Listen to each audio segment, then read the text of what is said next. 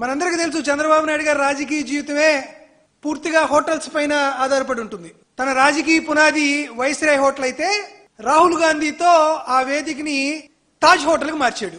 ఆ తరువాత అదే హోటల్ రాజకీయాన్ని నిమ్మగడ్డతో పార్క్ హయత్ కు పంపించాడు. ఈ రోజు నెల్లూరు మున్సిపల్ కార్పొరేషన్ రాజకీయ వేదిక పాండిచ్చేరికి మారింది. అంటే పూర్తిగా చంద్రబాబు నాయుడు గారి రాజకీయ జీవితం కొనుగోలు, అమ్మకం, వ్యాపారం, పైరవీలు, ప్రలోభాలు.